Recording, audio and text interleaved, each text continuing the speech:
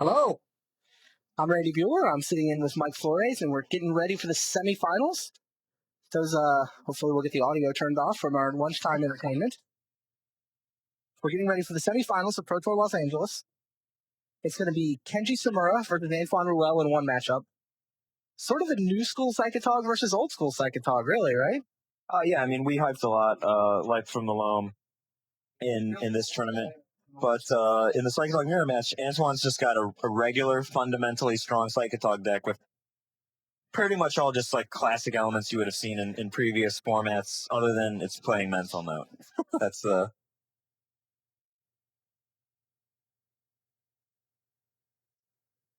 other matchup is Chris McDaniel versus William Moreno. So we will have an American in the finals here. It'll either be Star Wars Kid playing his Mind's Desire deck or Billy Moreno playing what you keep calling the best deck of the tournament. It's a fantastic deck. The mechanics, the cards that were chosen to play in this deck are just unreal.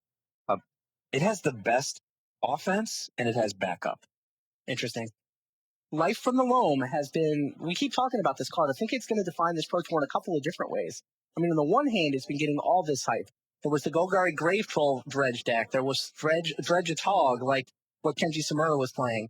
But then you've got Billy Moreno, who maybe put the best version together because he put his Life of the Loam into a Madness deck. And instead of getting cycling lanes just to draw cards, he's got Cephalid Coliseum and he's got Centaur Garden. Which does not, in fact, convey trample. No, it doesn't. I'm sure somebody's going to start putting Barbarian Ring in these decks eventually, too, as soon as they get maybe a red-green dual land or a red-blue dual land. Tons of damage, yeah. Barbarian Ring seems hot with Life from the Loam. Yeah, it can kill cards that are problems traditionally. For example, Silver Knight or anything like that. But this has been the storyline so far. This has been the setup. This has been the hype and the coverage. But here comes Antoine Ruel. And Antoine Ruel said, you know what? We tested Life from the Loam. It's not any good. It's not good enough. It's not fast enough. It's too slow. It doesn't do anything. He's got an old school Psychatog deck. He just decided not to run Life from the Loam. And here he sits in the semifinals. And by the way, there was a bunch of playtesting going on. Both these guys, Antoine Ruel and Kenji Tsumura, had teammates who were testing these matchups. Olivier says both 7-3 in favor of Antoine. And Kenji says 9-1 in favor of Antoine. Kenji is a very good plan against Antoine. Mana screw. Right. That's all he's got. I mean, both teams of players, both the Japanese and the French, concluded that Antoine Ruel has a gigantic advantage in this matchup. Kenji's deck just doesn't have enough stuff. It's not just that he doesn't have enough stuff. Like, his removal cards cost 3 or more mana, like Putrefying Pernicious Deed, to take out a Psychatog. He could be spending as much as 6 mana. Whereas Antoine's spending 2. It's the same problem with the Gifts Ungiven engine, that he can fight it. But Olivier told us he actually got Gifts Ungiven all the time, and it didn't matter. Yeah, Olivier was playing Kenji's deck in the playtesting. And, even Kenji's deck after Resolved Gifts Ungiven didn't seem that powerful. Life in the Loam is a little slow. It takes a couple of turns and you have to tap a bunch of mana. You get ahead slowly, but Antoine believes he has his deck built to get ahead faster. The other thing is, after sideboards, it's just disgusting. Like, Kenji's got a total of 3 duress to come in. Anything else that you see, Randy? Like, no, right? No. I know that there's... Antoine gets the 4th duress. He gets Moloku. He gets Skeletal Scrying.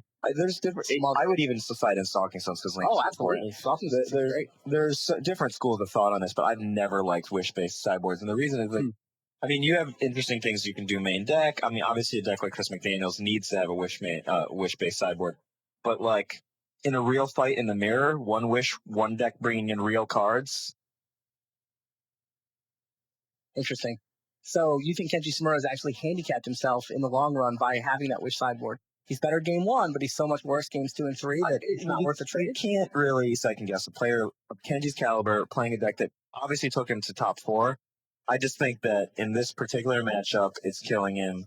And I just don't like those kinds of sideboards in general. That's just, different people have different schools of thought on this. It's also, like, one thing I always thought back when I was playing was build a deck to get to the top 8. Right? It's so hard to just get to a top 8 that, sure, Kenji's hurt by the fact that his list is public now and Antoine Ruel and his boys can figure out how exactly to dissect it. Kenji's also hurt by the fact that, that gift sideboard is worse in a 4 out of 5, in a best 3 out of 5 scenario, as opposed to the best 2 out of 3 during the Swiss. But you know what? I think you have to build your deck to go through the Swiss. I During the agree. Swiss, nobody knew Kenji's list, and he only had to play 2 sideboarded games rather than 4. So they wish sideboard didn't hurt him much. Kenji might be able to oxidize a land on the play or something. Pretty hot. That's true too. What do you think about the other side? You like? I think it's a coin flip. I think Chris McDaniel understands his deck so well. He's playing it flawlessly, and he's able to get out of every scenario. I really think that gives him an advantage where the deck matchup, I think, favored Billy Moreno's side. I mean, you've got aggro control has always been traditional. The only reason it exists is to be combo. To be broken decks. Right. Combo decks this has always been the bane of combo decks. I mean, Nicholas Labar at Rome, the counter sliver decks against tricks. This has just been one of the classic archetypes of Magic is aggressive 1 and 2 drops backed up by permission. You get out of damage source, start the clock, and then counter the combo deck's attempts to go off. That's pretty much the worst matchup I think Chris McDaniel can find. But I think there's only 4 counters, and Moreno has to draw the right mix. And McDaniel is so good at playing his deck that I had that match as a coin flip. McDaniel told me he played against Cabal Therapy this weekend, and his opponent would always name a card, and he would always have the crappier version of the same card. They'd be like, gifts are given, and he'd have like deep analysis or something. Funny. So he said that he wasn't really that scared of Cabal Therapy. Yeah, Moreno does have Cabal Therapy in the board. So, naturalized. I like Moreno on deck, and I think I like Chris on player. Yeah, but I think that's kind of where I am. I think in this case, as opposed to the Arita versus Kenji, which actually Mana Screw is really important in that matchup, if we recall. I think Billy's going to win this one, and if Billy doesn't win this one, I think the Star Wars kid might be the Pro Tour champion. Oh, interesting. I think he's playing like against mighty player on the other side of the finals. Yeah, no matter if it's Antoine or Kenji, but he's on the roll, and his deck is really resilient against counterspells. It seems. All these draws certainly does not roll over and die. He's got plenty of game. All right, well, it looks like the semifinals are about ready to go. So we'll see you guys back in about 15, 20 seconds. It's time for Antoine Ruel and Kenji Tsumura. Stay tuned. We'll be right back.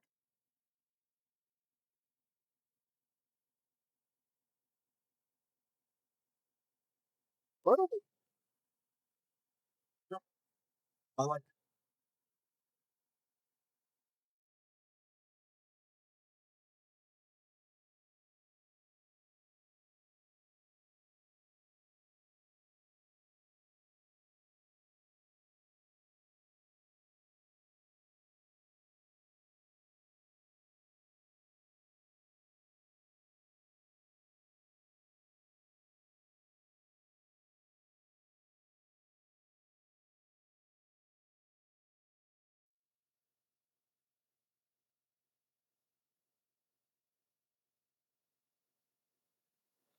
Hello and welcome to Pro Tour Los Angeles. I'm Randy Bueller. I'm here with Mike Flores, and we're getting ready for the semifinal match. Should be a good one. We're going to watch Antoine Ruel take on Kenji Tsumura. We're going to watch Billy Moreno take on Chris McDaniel. There's Kenji Tsumura, and as of this tournament, that man is in first place in the Player of the Year race. He's now taken a slim lead over Olivier Ruel, and now here in the semifinals, he's playing Olivier's brother.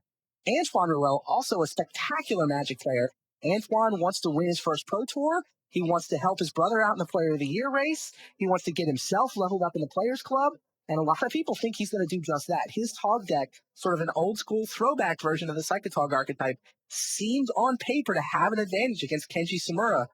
Kenji Tsumura's got a bunch of technology built in there, life from the loam, gifts ungiven. He's got all this stuff, but it may not add up to a win in this matchup. We'll see how it goes. Kenji's got like a really fancy tricked out car with really shiny hubcaps or whatnot, and Antoine's he's got a Chevy with a big engine, big engine Chevy, burns a lot of gasoline. What happened there?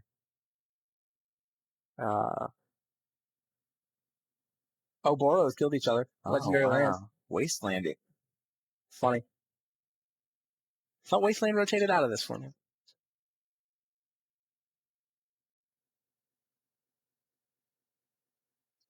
Yeah. You're up.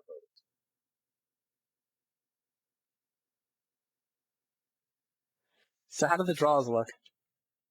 There's at least a second land over in Kenji's hand. His hand is great, except for he doesn't really have any land.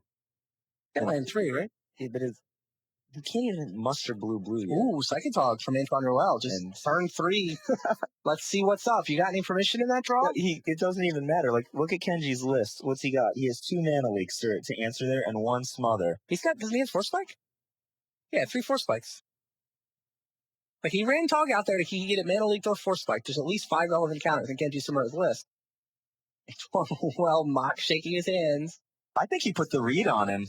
Yeah? Yeah. That is not a confident player. I mean, I don't know. Does Kenji have really bad tells? I don't think so. Or is he taking 2 here? Kenji's actually a good reader. He spends a lot of time looking at his opponent's eyes, figuring out what they're thinking. Oh, is that last gasp? Yeah, a sad last gasp. Discard 1 card to save it, right?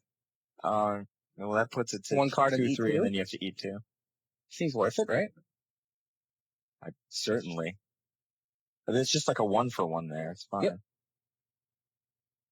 It's not like last gasp is going to do anything else in this matchup. What did he discard? Boomerang. Boomer action. Goodbye. And here's the answer. Tsumura plays out a Tog of his own. It's really interesting what Kenji did, because like by forcing him to do that, it gives him a real control card. Like last gasp. No, how about Smother? Smother seemed a little better there. What do you think? We talked about this before. That's like Smother's awesome in this format. It kills Arcbound Ravager, Wild Mongrel, Aquamoeba. None of which died last gasp. Last Paravore. Was it just supposed to be an extra way to kill a meddling name for Kenji? The real problem for Kenji in this situation is that even after that Smother, Antoine had 1 mana open. His counterspells now cost 1 mana. Tsumura tries to resolve a gift. I'm surprised that this resolves, but I might be wrong. It doesn't do. All right.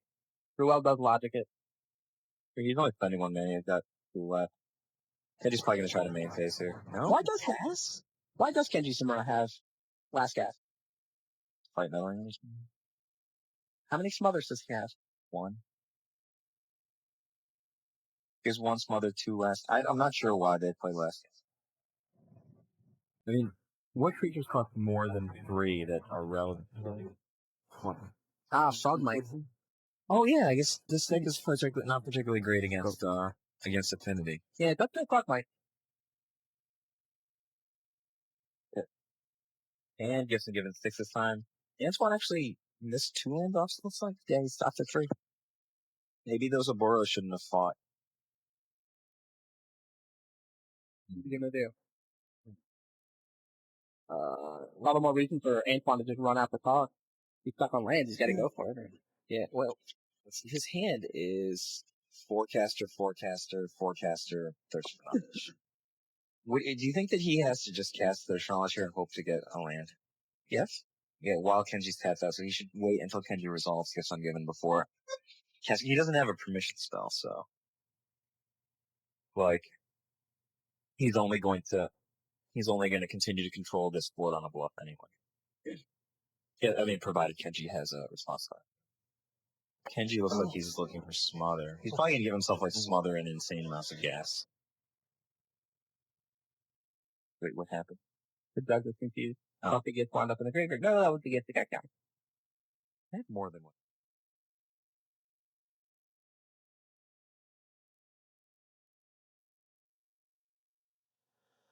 I remember last year in Columbus, there was a forum and denizen who was complaining about the lack of Psychatogs in the top 8. Do you remember that?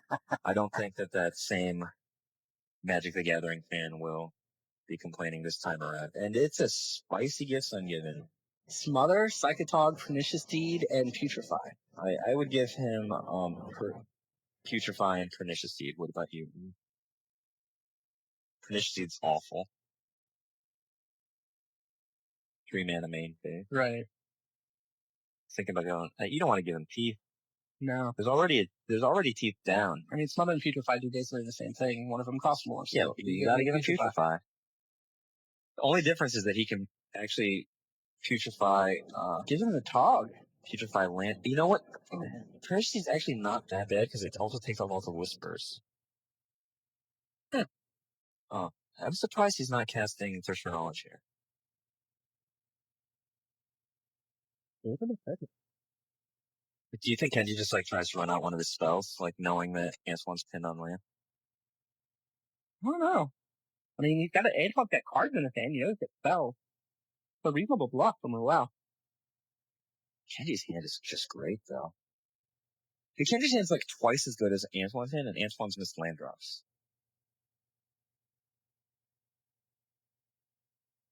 Kenji's got double logic. He's got a counter back count.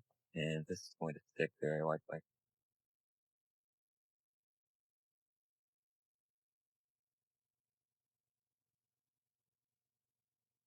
Only a boomerang. Not even.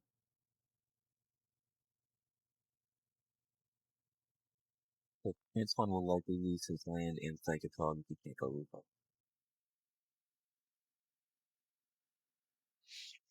Interesting. He gets Thirst for Knowledge. If he gets land, he untaps. He can cast Factor Fiction. What's Kenji's on 13? This is actually a little bit scary, I think. Yeah. Interesting. And what does Kenji have that he's bluffing? With those two mana, he can play one Smother. And now he's got to fetch land to get to go to 12. His Smother is actually in the bin, which was put there. From the gifts. So, there's no spell. There's no spell that can eliminate Psychatog from this board position. So it looks like Kenji's going to counterspell Thirst for Knowledge. That's a fine play. Yeah, I like it, but if Ruel top deck the land, it doesn't look lethal. I mean, he's pretty low? Oh, he's down to 12. He's down to 12. Oh, wow. What happened? Ruel showed him the Factor Fiction before he went to his drop down. He's like, I have this in my hand. Flipped the top card face up. It was a land. And Kenji just scooped him up. That Factor Fiction was good enough to make the Psychatog lethal when Antoine Ruel, despite being mana screwed, takes a 1-0 lead and get in this best 3 out of 5 match. Do you think it was an error to play the Pernicious Seed rather than something else? I think I was. Interesting. From Kenji's point of view, he's got a mana screwed opponent who does not have Factor Fiction and a counterspell. He's also got a counterspell. Hard to lose from that. Yet he managed.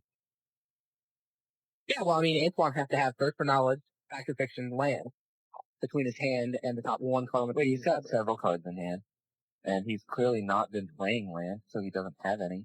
So you've got to put him on having something good. You have to put him on having something. Let's see. Well, what is he supposed to run out Tog? The thing is, the way Antoine played the game, Kenji didn't get the Putrefy or Smother. He has no instant speed kill. It was actually a really good gift split from Antoine. It was an excellent gift split. You and I messed it up, I think. I'm confident. That's not the fight.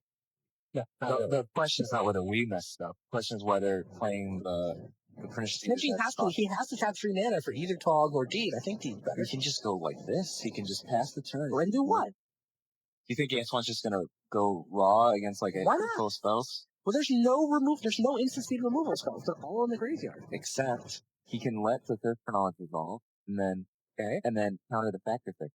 Okay. And then there's no more lethal Tog. Kenji can himself get a land and then play Pernicious Deed, Deed for 3, which kills both Tog and land. I don't like it. I think you gotta run out of Deed there. Okay. You're gonna have to run out of Deed at some point. And right now, your opponent got to take advantage of your mana screwed opponent. Ruel had to top deck a land. It's even in the worst case scenario where Kenji wound up in, Ruel still has to top deck a land. It's still 1 and 3. I really like Kenji's -2 mana play. Cool. Yeah. Help, but he's just way behind in the fence, I think.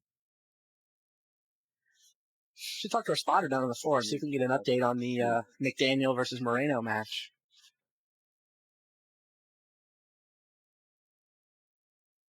Like a pair of wild mongrels, pair of root wallows.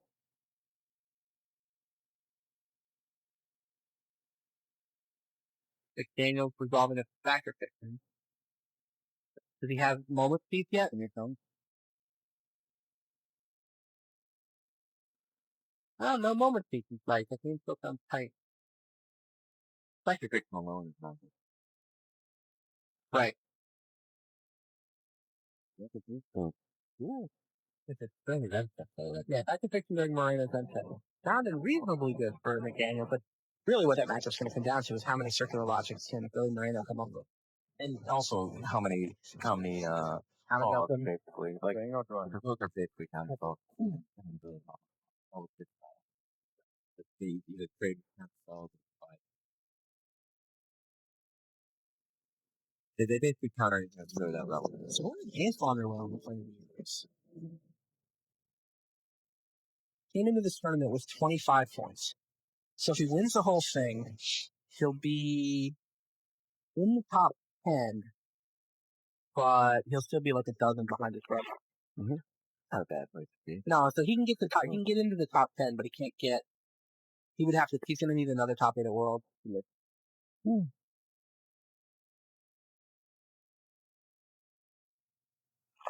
Interesting. Another fine year for Antoine. Kenji opened up 0-1 in this tournament, right?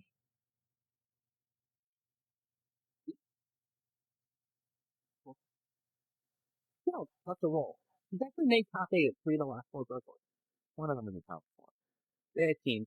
I count the team top 4 as the top 8. 3 out of 4. Really on top of this game. And he's been apprenticing with Masashi Oiso. I mean, at the beginning of the year, we were all talking about how good Oiso was and how Oiso couldn't lose. He was the one flying over to win the American Grand Prix, and Kenji just came along with him. It's not even clear now which one of them is the better player. I love how he plays. He's fast, but doesn't make a lot of it. All right, well, the players seem to have their draw for game 2, and they're off. You put down water in your tap here? Yep. You know what would be a good block? Which I think is what he did. He put down water in a great tap and have a force spike.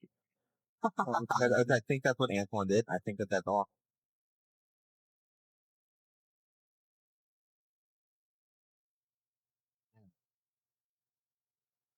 It just sends certain kinds of signals. Absolutely. Are because I mean, Kenji's was he had to tap out for on turn 2? Nothing. Nothing. Right? Yeah, it's perfect. Oh, Sabo's decree came in for Kenji. Sabo's decree. Good as hand. Well, I guess you got to side in something. Got a Tog from land to the mana leagues. Sabo's decree is probably strictly better than Pernicious Deed in this matchup, right? It costs like about the same amount of mana, and you might get something out of the grip. Adrian's for speed. He could run it end step as a test spell. Right. I mean, he certainly doesn't have any factor pictures to be cast against step, so that could help. Ruel goes for duress. It gets mana leak and now force spike. Oh, he's still willing to force spike. Yeah. Oh, is he trying to force spike a Tog here? It might be. If that's the case, if Kenji runs out a Tog here. Oh, here it comes. Oh, what a master! Oh my goodness! What a master! Wow! That was awesome. From the first play tap, come into play tap, That watery grave. Spectacular.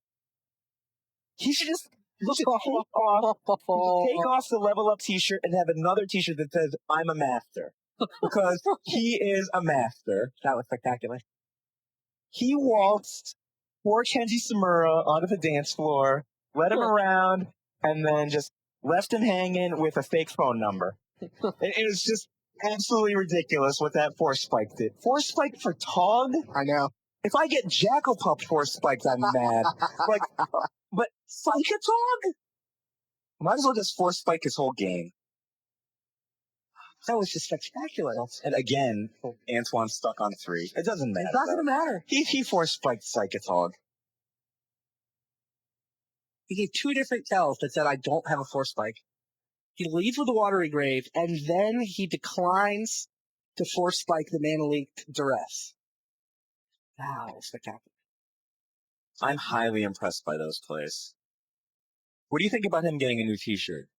I'm a master. Gotta hype his brother's magazine. Why? Well, he's a master? I mean, maybe like, I'm an apprentice? No, I'm a master. Oh, here comes another duress. Better than discard, I guess. Yeah, no, that's... Shrug. It's just trading with the best spells in Kenji's deck. Right. I mean, Kenji... Oh, he's bluffing not having a draw? Yeah, he held a land. Held swamp. And then doesn't EOT the Cunning Wish? Why bother when you can just raw dog the gifts I give?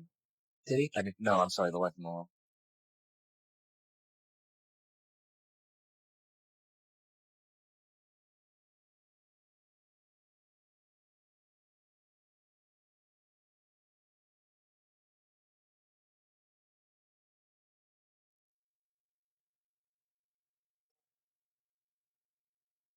kind of a cool play on the back table. Masterful play, really. Chris McDaniel had Heartbeat to spring out. He played Early Harvest and with a bunch of mana floating in his pool. Moreno decided to let the Heartbeat resolve because he was just going to use his Circular Logic on the Early Harvest. And McDaniel played another Early Harvest as a response, was actually able to pay for the Circular Logic thanks to that mana. Untapped all his mana. And then got the first Early Harvest to resolve and still going off. Which is actually, that's pretty, number one super awesome, I would say. Good play. Meanwhile, Antoine Ruel finally has the fourth land, and now he's trying to resolve Thirst for Knowledge. What do you think of your ability there? Would you have just countered the Heartbeat of Spring? I think Early Harvest is actually the right card to play. He knew that McDaniel had 2 Heartbeats for a while, yeah. So he has to counter Early Harvest. But the thing is that once Heartbeat of Spring comes down, the relevance of Circular Logic just becomes nothing. It's like I remember in Block, it's like Circular Logic versus Cabal Coffers was the big fight. Yeah. Obviously, that wasn't much of a fight. Do you think Kenji just responds to this by casting, like, Sabo's Decree? that would be nice. I don't think so. Well, maybe we should let it resolve and then cast up. But Swamp and Boomerang.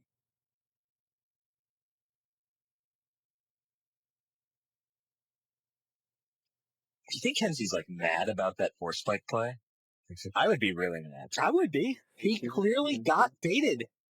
Like, he clearly walked into it. Can be no doubt in Kenji's mind that Ruel set him up, left out the bait, and then got and just nailed him, hook, line, and sinker. I would think Olivia would be having a bigger smile after that. He's not. He's just got like a calm face. He's like talking to Zvi. Zvi's like waving his arms around or something. And if my brother had just force-spiked the Psychatog successfully, wearing the t-shirt of my new magazine, I would probably be handing out like flying discs with our logo on it. Maybe trying to, I don't know.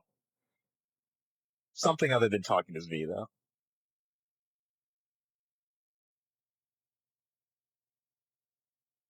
Well, score 1 for Chris McDaniel. Chris McDaniel did indeed win that first game against Billy Moreno. He factor fictioned into a Mind's Desire and Billy just scooped him up at that point. That's 3 out of 5. What do you think of the courtesy scoop? I think I like it. Like, we were talking about this yesterday, like, the Japanese players, they give each other the courtesy scoop at lightning speed. Right. But if they're playing against, like, a ponderous American player, they make them do the work. They're like, you untap those lands. Let's see what you got. You might mess up.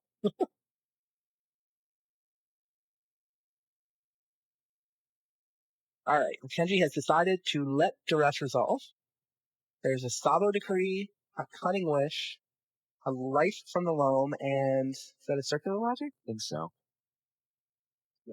Yes. Yeah, Kenji does have one main deck and one side deck. What do you take here if you're Antoine Ruel? I don't take Life from the Loam. I would consider taking either of the blue cards. And I wouldn't take Sabo's Decree. It's pretty slow. Yeah. The reason that Circular is probably better than Cunning Wish is because it's the only permission card, and the only permission card that can get out of his sideboard actually is on the Circular. So, I'll come back.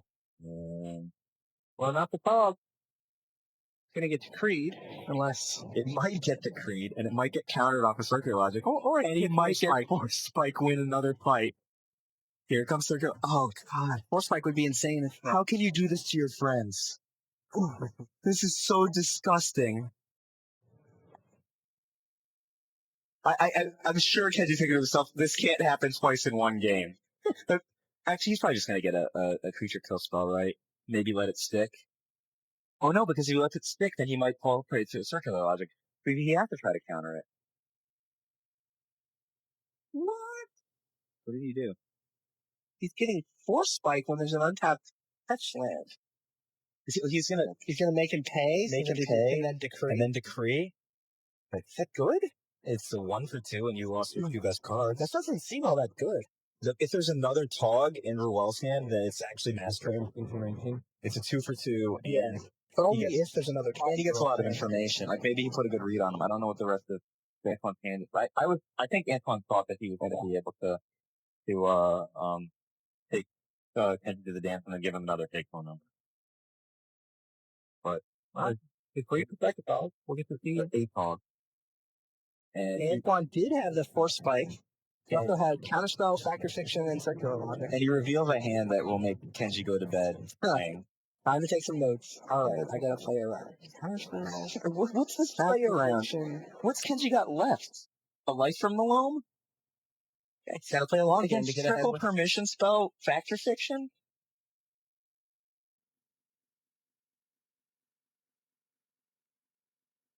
Ooh. It would have been a great fourth spike though. Look at that. He set him up. I don't know if it counts as being setting someone up. When you're the dude with 6 tapped lands when you pass the turn against a monster. It would have been particularly ridiculous given that Kenji just declined to pay a land.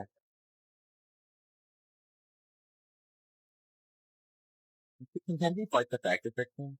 Can he even consider it? Apparently. I guess he takes account of it. Yeah. Is that?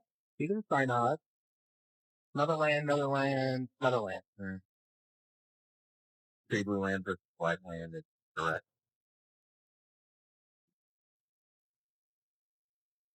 Yeah, I think it's direct land versus white land there. Which land?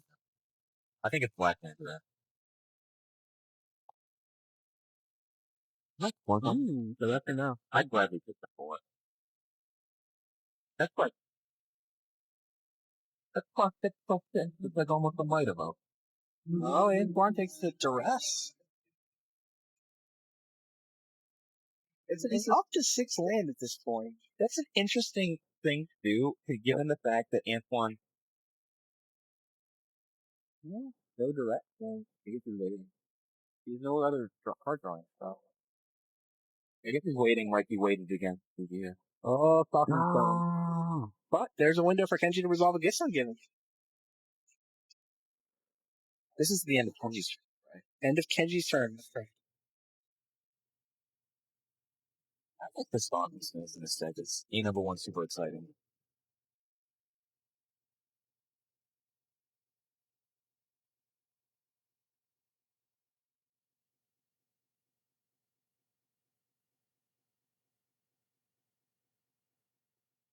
What did you? Did you like it? I think that you have to get your psych. But yes, it takes from this board position 7 turns for Stalking Stone Feely. Lucky you're like, yeah, it's definitely okay. I'll get to giving it. It's like, just like he putties like to get out of it. Yeah. Like, he's like 12 cards or something for a ridiculously small amount of mana, relatively speaking. And, I think that's gotta be the right thing to go for.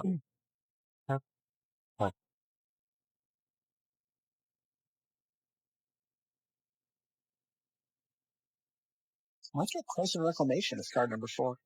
Why would you want Closer Reclamation to just juice your deck up again, put Psychatog back in, something like that? I'm not sure. It just seems kind of an undirected card to me. Maybe it's good because you're dredging, like you might lose your Togs.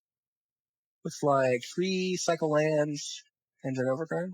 Yeah, if you get an Overgrown Tomb, you're just gonna get the Overgrown Tomb. You don't really want it.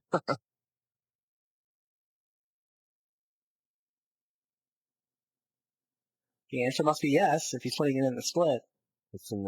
I mean, he's definitely gonna get like Overgrown Tomb Tranquil Thicket.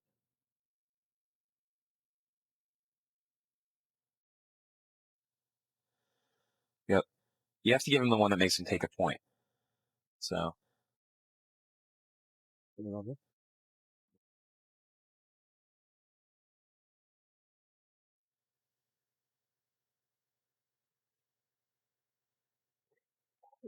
Antoine Ruel's deck. I really like it. I like the fact that he has it. I like that he decided another one in, probably. It's like Kenji's ability to deal with a land is not really that great. Like, he's got Oxidize and Putrefy, but wouldn't you rather lose a Stalking Stones to Putrefy than a Psychatog? 15, 16. Can't be counterspelled.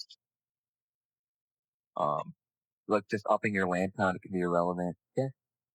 Play. Oh, trust me, I'm a big Stalking Stones fan. Oh, I know. Now There's the duress. It's the life on the loam, and there's nothing else but land in Kenji's hand. Wow. You gotta be feeling really good if your Antoine is that hand versus a resolve duress.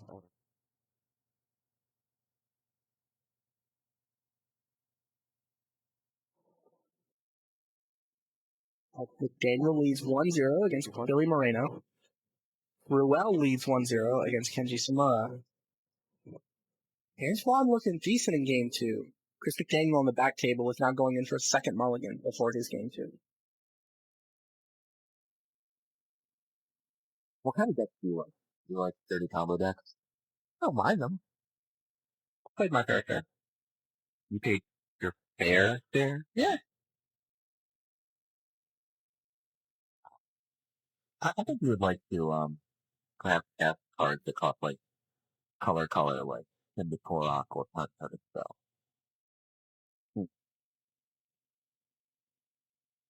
Tsumura dredges back the life on the loam.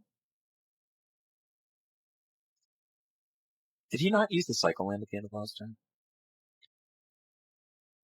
No, he did. He's been poisoned. Do you counter here, Green? I think you do. Really? Yeah. Huh. What's Kenji got left to counter? The Cephalid Coliseum? I didn't know Ruel had Cephalid Coliseum in his day. Hey, you show him the logic. Nice.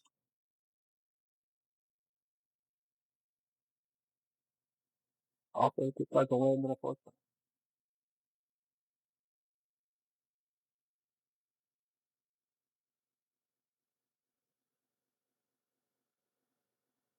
Look at how good countering there. Oh, Dr. T.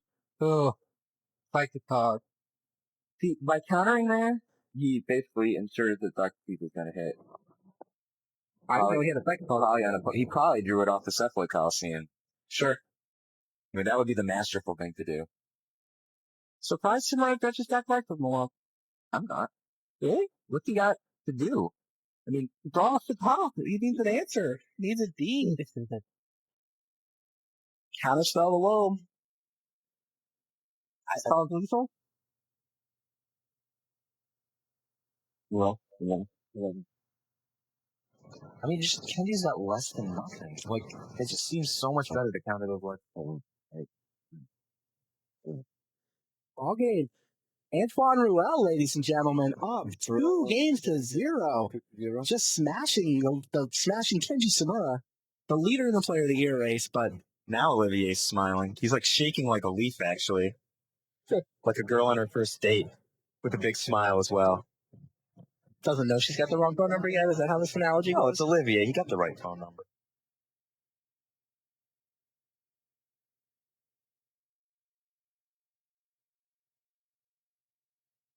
Well, we'll see if we can get a peek in on the match between McDaniel and Moreno.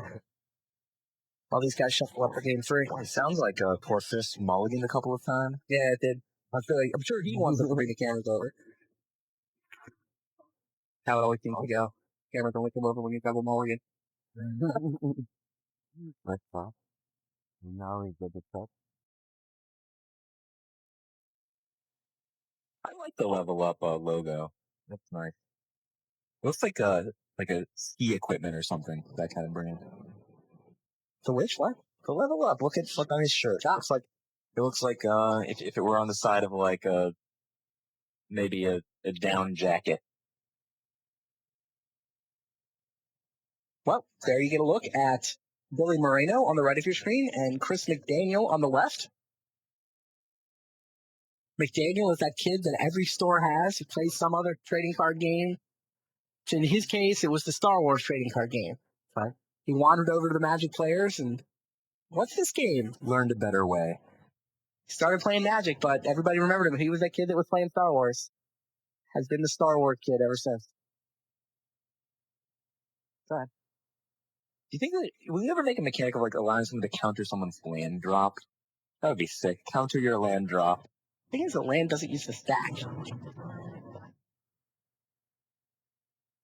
You're like making up new stuff though. Looks like it's about turn 4. Looks like a couple mongrels and a rootwalla against 4 lands. A couple deep analyses have been flashed back by Billy Moreno. And he's countered, what's the green spell? Heartbeat of Spring. Countered a Heartbeat. Well, I think if I'm in this position, I put down a land, crash with everything, and pass. Daniel has... You have to at least make Chris think that you've got something. What is that? Chris is going to win. He's got Nostalgic Dreams, Gifts Ungiven, Land, Factor Fiction, and Cunning Wish. Sounds good. There's more must counter spells in that hand than there are counter spells left in Billy's deck. And Billy's on 8? That's nice. Billy's hand's got some creatures, a couple Psychatogs. He has Gifts Ungiven. Aquamoeba and a Gifts Ungiven. I think that he has to somehow survive to his next turn without, tipping McDaniel off that he's got. Actually, can he try to leaf it here? That might be the right play. There's no Tog in play yet. No, he could put down the Centaur Garden, right? Attack, discard his hand, pump the Basking Root Walla, Centaur Garden him for the kill. But I don't know if that's right, because depending on how much land McDaniel's got, he might be able to go for Cunning Wish and he's one short. He's only got 4. I think that 2 islands, 2 forests. The problem is Moreno has to be worried that McDaniel just has Moment's Peace in his hand. Yeah, but he's only got 2 in his deck. He's not. I think in this position, I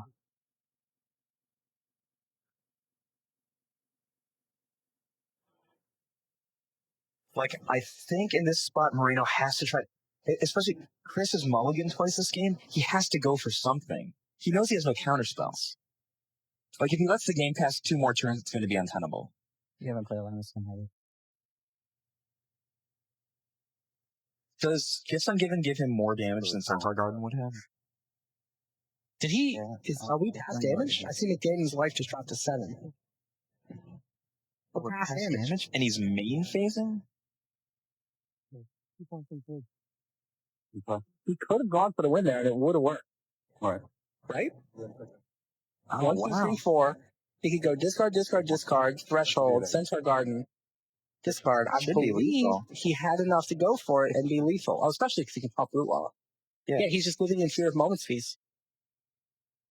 It's also not Billy Moreno's style. He's really a control player at heart. I mean, it's not the deck that he's got in his hands, but he discovered Life from the Loam while trying to put it into a Psychatog deck. Trying to build control with that card drawing engine. It's just their best deck they managed to find was this Madness deck. Loaming back Cephalid Coliseums and Centaur Gardens. I mean, the best deck that they managed to find, or anyone managed to find, I think. I love this deck. Sure. I don't know. I don't know if I would you call that kill there? It's so rough. I would have been a little worried. Has made his living all weekend feasting off of beatdown decks by just fog. Just Moment's Peace. Moment's Peace has been the card for him all weekend. I would have at least waited to upkeep the cast. Oh, no, I guess he can... he can play Blackland Cobble Therapy Flashback, which is murder on McDaniel, actually. Yeah, Billy Moreno passed up an opportunity to go for the throat. But this might be better. I don't know. Does he have a Blackland in his hand? I don't think he has any lands in his hand. He's not going for madness, guys, is he? Looks like Life from the Loam, Cabal Therapy, Cephalid Coliseum, and Root Walla. He loves that Cephalid Coliseum. Yeah. He loves it. Likes to win the long game. He likes to, that's his genesis, basically. Pardon? Yeah. But, I mean, he's definitely getting a Root Walla. You give him I give him the Life from the Loam and the Root Walla. Really? Yeah. You give him the opportunity to flashback Cabal Therapy? Obviously. He hasn't played a land yet. It's worse if you give him the Cabal Therapy and he goes Blackland Therapy, you flashback. That's way worse. So, Coliseum and Therapy go to the yard. Yeah, let him flashback to Therapy and Whiff. That's what I would do. It's a juicy hand. A lot of targets. He's definitely going to connect with it. That's the thing. But Chris has to let him try to connect with it. Yeah, parts. Goodbye, Best Marie. Bye. I was right there. Right. So, Speaking of good players with good decks, taking a look at Chris McDaniel. Judging by the number of cards that he's currently holding in his hands, it looks like he might be trying to go off in Game 3. Yep. Oh, he's resolving a Gift Ungiven. So anytime Gifts Ungiven resolves in that deck, the game usually ends within one turn. So, this is Game 3. Chris McDaniel and Chih-Hsiang Chang are tied, one game apiece. And this looks brutal. It looks like super regrowth, regular regrowth. There's no heartbeat yet, right? He doesn't need heartbeat to go off. He doesn't want it. Okay. It's on 8. Looks like an active Lavamancer. Yeah, it's funny, if he heartbeats, he could actually get double charged right out of the game. He might just try to go off without heartbeat. And Mind's Desire. Well, especially if you don't have Mind's Desire, heartbeat's a lot less necessary. You just get off 1 or 2 early harvest. He has super regrowth as one of the cards that yeah, Nostalgic Dream is a very key card. Is going into his hand, so that A ups the storm count and B doubles the number of potential early harvests. Yes. Oh, Chang has no cards in hand. Interesting. Chang is just watching to see what happens. Chris is going to have to fizzle on the Mind's Desire, I think, in order to lose this game. And from 8 life, no card. How big is he doesn't even have to go for it this turn. Firewalker is 3/3. Quite dangerous. I 3 tokens, so it's a 4/4. Yeah, he has to go off the turn. He dies. I wonder if Chang figured this out because somebody was siding out. He was siding out Moment's Peace. Right, because I think we're siding out 1 Moment's Peace just because Chang has so much burn and so many fewer creatures than the typical red deck wins deck. But he also, we talked about it that Chang might be siding out Genju the Spires because it's so slow. And there's a Moment's Peace in McDaniel's graveyard right now. Oh, so well, he's tons of time then. Well, 1 more turn. A full turn's a lot in a deck that can draw 4 or 5. Well, if Chang drew a Char, he'd be dead. 2 from Lavamancer, untap, 2 from Lavamancer, Char. Very powerful, those in the graveyard.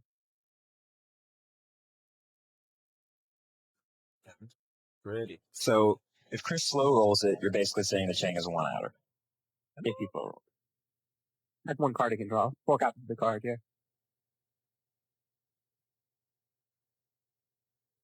There's also the Lava Dart issue, where I always forget about the Lava Dart issue. Free McDaniel really wants to win at a life total above 3 because his opponent can just flash back all the Lava Darts that Mind's Desire, that Brain Freeze puts in his game. Very good point.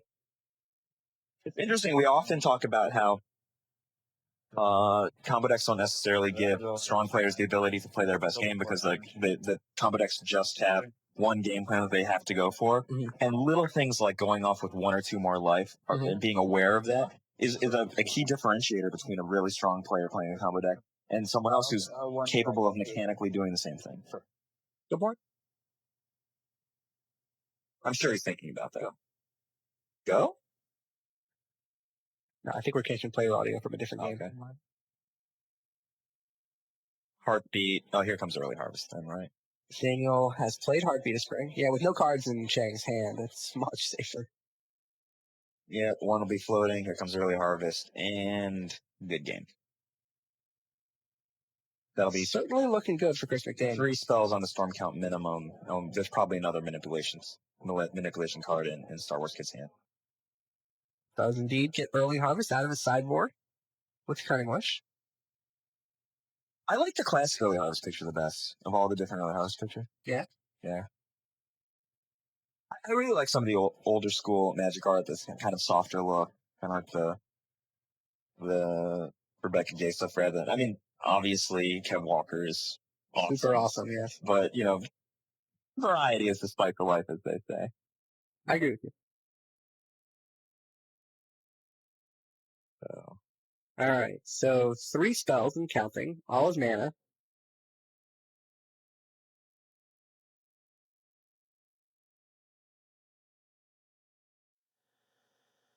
It might be a tight go-off. He might really need a good Mind's Desire. Maybe we were wrong.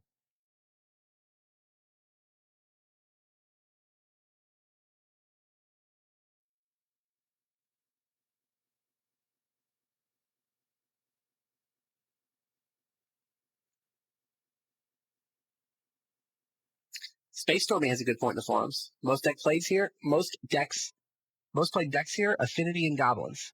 In the top 8? Nope. Number 1, number 2, both went 0 from the top 8. What's the last one? You see most played decks in Columbus were Tog and Rock, and they both missed top 8 there. Where are Castle and Haroon? Where you want to? Haroon played Psychatog with Life from the Loam this tournament, actually. You know that Rock is bad when even Jerome or me doesn't play. Yeah, when the he was arguing with me that the green splash counted as to making it the Rock. Yeah, He had a Genesis in his deck. Pernicious Eater. Future 5. Well, you remove Peace just to get a Storm Skull in the stack. Sure. Cast Moment's Peace. Storm count up to 4. This is scary. Full floating. I mean, come to think of it, we saw Masashi. And yeah, Mind's Desire. So many times, remember last year? Playing Mind's Desire. So this is just for 4, huh? Yeah. Plus, so it's 5 total. That's not very many. No, but like Masashi fizzled against Olivier game after game. Yeah. And the Columbus top 8. Yeah. True. And playing an at least arguably stronger deck. Like, I mean, this deck's really super powerful, but, you know, Masashi didn't share his mana engine. True. Now, what do we got? All right. 1. What are they? Let's zoom in. Like, looks like lands. Oh, gifts and give it. Oh, gifts. That helps. How much mana does he have left, though? Looks like only 2. I don't know. Is he at floating? Right. Is a blue floating. And now he has the option to play instants in between each copy of the Storm copy resolving. So he could play the Gifts and Given right there. He thought about it. Oh, early harvest. USA! Ha ha. Nice one. Early harvest allows McDaniel to untap, allows him to play whatever gifts with that Gifts and Given.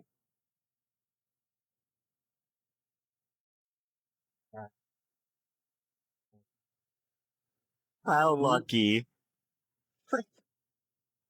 Meanwhile, on the back table, Ervin Tormos has evened it up at 2 games apiece.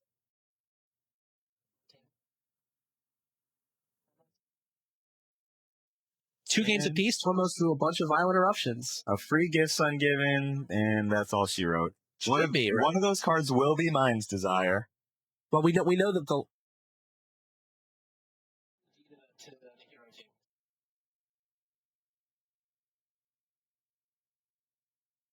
What's the remaining card, Becker? It's the Nostalgia Dreams, right? Yeah. If it's Nostalgia Dreams, then...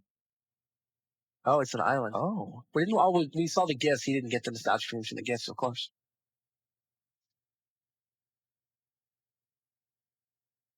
How can he not be smiling after turning over early harvest? I mean, like, I understand having the kind of frowny face, but I mean, when you turn over the early harvest with 2 down, certainly that's worthy of a little snicker.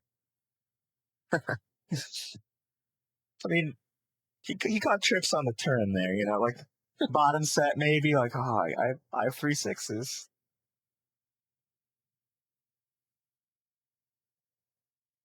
All right, figuring out what the gifts for. There's the free gifts. Gifts, Fact or Fiction, and what are the other 2? Mind's Desire is definitely not getting anywhere near. But that's what's so brutal about Gifts Ungiven is that, like, clearly you can't give him Mind's Desire. Oh, Cunning Wish is the other card. Yeah. So he's going to get either... He's going to get the gift, I think. Gift Fact, don't give him the Cunning Wish? No one beats Fact or Fiction. I don't think it's ever happened. You saw Tsuyoshi against Antoine. Fact or Fiction resolved, and then he died. It's true. I actually think there's like all those lines of tech. So people just finish reading when it says, like, you know, turn over 5 cards, you know, pick the bigger pile. Like, there's another line, and then your opponent loses.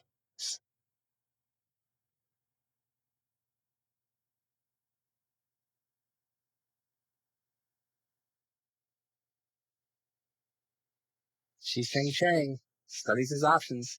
And looks like Cunning Wish and Gifts Ungiven.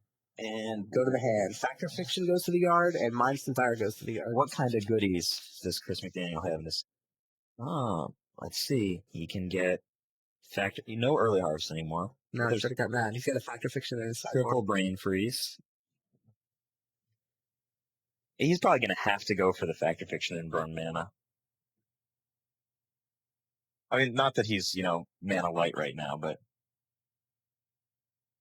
he is somewhat limited. He got the Cutting Wish, right? Yes. He can go wish for wish for wish for wish for wish for Brainstorm, right? Or for Brain Freeze? Brain Freeze. Probably has to do some math. I mean, he's already played, 7 spells? 8 spells? It was 5 at the Fire itself was for 5. He played Early Harvest and Gifts off of that, so he's at 7.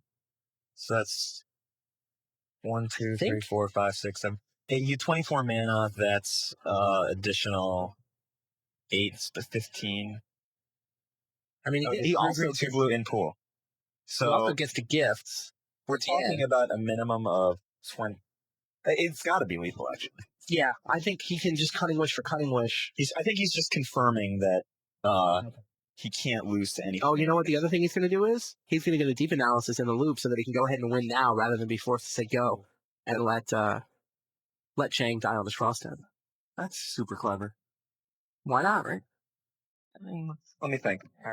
If he does that, then with no cards in Chang's hand, I don't think it matters, but still the right way to play it, right? It's somewhat dangerous, though, because of the triple lava dart problem, right? 3+3+2, if he has to flash it. Sure. So I think you don't Save look their at lava fancy. measure. No fancy. Just regular.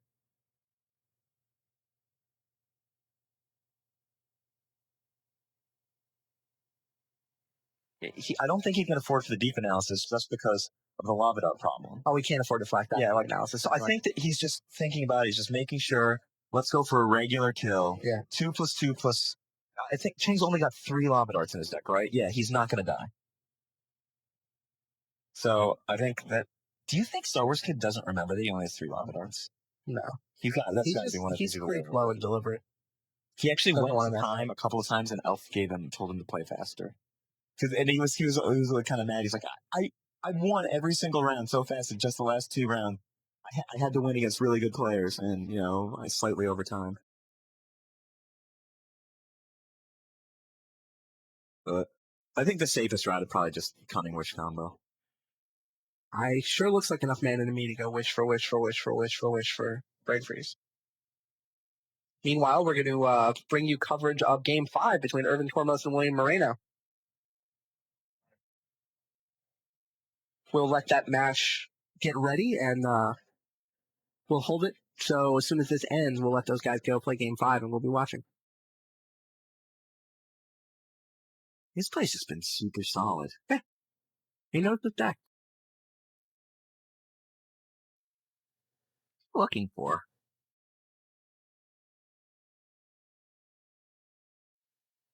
Is he trying to get in Chang's head for the next game? I mean, that's a very John Finkel or Bob Maher thing to do. Like, you've got the win, but you want to get into their head a little bit. I think he's just trying to make sure. Like, Bob's philosophy is always let the opponent make mistakes. Like, walk them into places where they can make mistakes.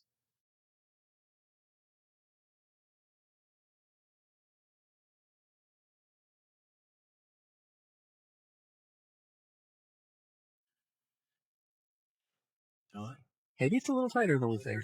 Are there any reanimation spells left in Chris's deck for Nail?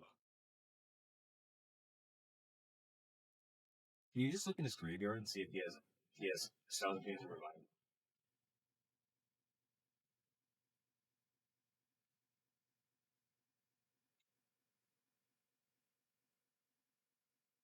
So it looks like Chris is playing Gifts Ungiven right now. Yeah.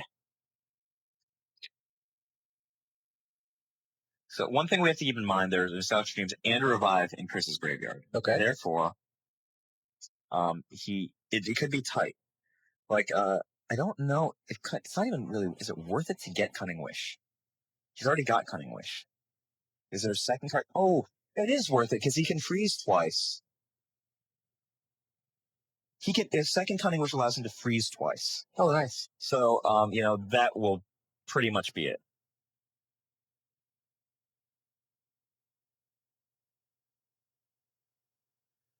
Again, Chang's not going to give him a Mind's Desire. We're in agreement there, right? Yes. So,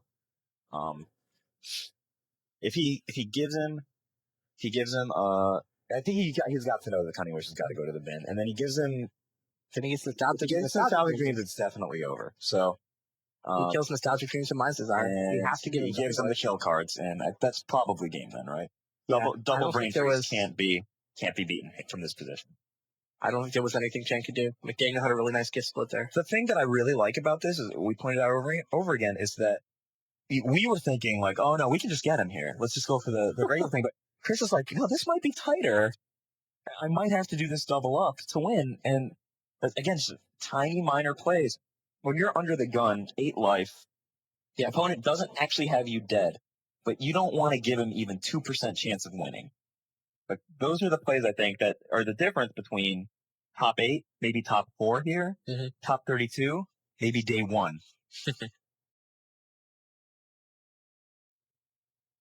And it's academic.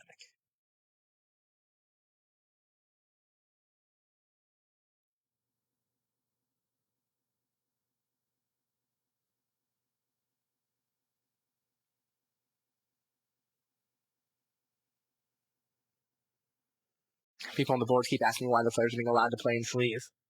It is true that the sleeves create some glare, but because it's the extended format, there's cards in so many different print runs and different players, so many different levels of glare. Skills. We made the decision for tournament integrity, I think we just have to put up with a little bit more glare off the sleeves. It's so hard to create a truly unmarked extended deck. That's actually one of my favorite stories when Bob Maher won his Chicago, again, a different extended format. No sleeves, of course. He picks up his opening hand, and he actually, he's stunned. And he told me afterwards, he's like, this was my island. Something's wrong. Where's my island? We talk a little bit about, being superstitious about play. Yeah. Your missing island is, it's like, that was the island that got me to the top 8. What are you doing to my deck?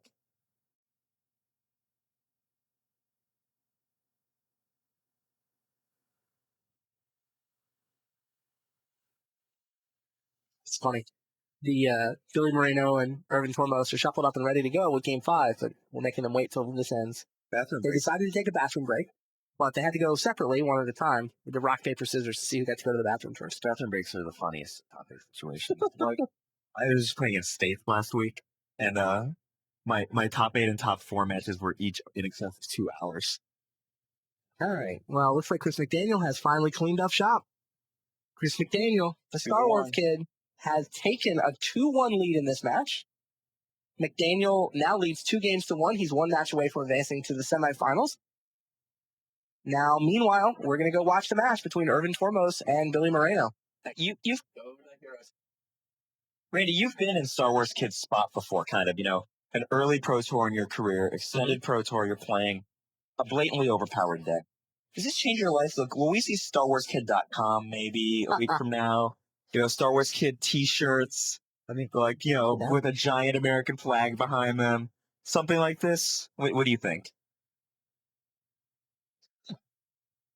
Sure. Where does Star Wars Kid come from anyway? Do you know why he's the Star Wars Kid? Okay. This is a silly story. He played at the same store as Ted Knutson. Right. And no one knew his name. Okay. And he was just trying to barn on to hey, what are you guys doing? We're playing Magic the Gathering. And then he's like, is that like Star Wars? And he was the kid that played the Star Wars trading card game. Okay. And they didn't know his name. They were like, hey, Star Wars Kid, do you want to get in a draft? And stuff like that. They just didn't know his name. Hey, Star Wars Kid. He played the old Decipher game. He was just like, he was the kid who played Star Wars. And then that's how he was known because, everyone plays Magic. Right. And then there's maybe this kid who plays Star Wars, this kid who plays chess in the corner by himself. Right. There's maybe 2 kids in the back room playing role-playing games. And then one dude's trying to break the Monopoly format. No one will play board games with him because they're slow and boring. He's just come on, Pinball. And then he was the kid who was playing the Decipher Star Wars game and they were like, hey, Star Wars Kid. Sure. Do you got any drug skeletons for trade? And he was like, drug skeletons, this is very good. It has regeneration. Yeah. I don't like the impression very much. All of my voices are the same. Like my wife's voice, Your impression of everyone. my wife's voice, and she has the same voice as John Schuler when I'm telling it. Like BDM, my wife's John Schuler, all the same voice. Star Wars kid, I was trying to give a whimsical child voice. Because he's a happy, whimsical child. A valiant effort. But yeah, it's funny that I don't think anybody knew Star Wars Kid's real name until this weekend. I knew his real name. He's been on the Pro Tour for a couple of events now, right? He played the Team Pro Tour. I think he played 2 or 3. He came in 9th at Grand Prix, New Jersey. And he roomed actually with Brian Kibler at that event, and Kibler came in 2nd. And he came 9th there, so he was qualified for the previous Extended Pro Tour. And he won a PCQ for this, and he won the LCQ in Philadelphia. And now he finally has his own name. And good for him. I mean, I don't think he's one match away from the semifinals. Speaking of being one game away from the semifinals, we have Ervin Tormos and Billy Moreno. Billy's from Texas. He's been on tour a couple of times. This is his first really big finish. He found life at the Loam, and he and his group in Texas were testing it. They thought it was amazing. They tried breaking it in control decks. They tried breaking it in Madness decks. They wound up sort of halfway in between. Mostly it's an aggro, blue-green Madness type deck, but it's got Psychatogs for more Madness outlets, and with the Ravnica dual lands, why not add Psychatog, right? Let me interrupt you. Let's look at this game. Interesting play by Billy. He opens on Basking Root Waller, but he's holding a Madness outlet. Interesting. It's interesting. I watched him play. His early game and mulligan decisions were really interesting. He was now, with Frostling sitting on Ervin Tormos' side of the board, he's declining to kill the Root Waller. I'm a little surprised by that. He'll probably try. See, the thing, I think that Billy did this to try to bait the getting something like Lava Dart or Frosting out of the way because of the vulnerability of Aquamoeba to those same kind of. Interesting. But that's his only Madness outlet in his hand? It looked like actually he's got Arrogant Worm and Lava Man. Yeah, he's got Aquamoeba, Wonder, Arrogant Worm. The Target guys had a really interesting strategy against Red Deck ones with their blue-green Madness decks back in the day. They would actually just they loved Aquamoeba. They would start 2 maybe and then side in more against them and then just never use it. Like just put it in front of things and it seems kind of stupid, but it's a 1/3. It kills most of the creatures in their deck. And if you don't give them a shot to kill it with just dealing 1, super annoying. Tormos' draws wired. Look at that. It's all the cards that you need to beat Billy's double flame. Can he have the land for it though? How much land does he have? Will. He's got 2, so that's pretty good. Hearth Kami, Lava Dart, couple Flame Tongues. Pretty solid draw. Billy looks way behind here. He attacks with Frostling. Yeah, this is just a swindle. Billy will definitely block, I think. And not use it, he's going to lose his Root Wallet. And then Tormos is going to play backup Frostling and have Lava Dart. So would you throw them both at the Aquamoeba then to finish it off? He didn't not block. Wow. Bizarre. And so the thing is, Billy could get in a lot of problems here because he's probably highly valuing the Arrogant Worm that's in his hand, and that Arrogant Worm is just going to bite it to one of those Flametongue Caboos within maybe 2 or 3 turns. Oh, it's 1 Flametongue, 1 Fledgling Dragon. Oh, I'm sorry. I saw FLFL. I mean, you've got to try to upgrade Aquamoeba for Arrogant Worm here, right? I think so. And I mean, especially when it's costing them a card. I guess I like the best Wall block. I mean, the best Wall attack. I think that you just hit for 2 and pass and see what he does. Nothing. And then maybe get during combat. Yeah, during combat. Go next to a Frostling. I think that's the right way to play it. Yeah. And Tormos just takes the damage. Moreno does not flip, as you suspected. This game's going to be really close. Ervin Tormos is a freshman at Carnegie Mellon University. Worked with Benjamin Peebles-Mundy's for this deck. I say worked, but what he really did was flub a deck off of Buddy. Buddy There's a long tradition of good men doing that. So this is the first Pro Tour that Tormos has ever played in, too. So he's making his Pro Tour debut. There's a nice history of CMU players playing the first extended Pro Tour with 1 mana red cards that can kill multiple. Yeah, people forget Mike Chang was also playing his first Pro Tour at Chicago and put up to 20-somethings. Who's Mike Chang?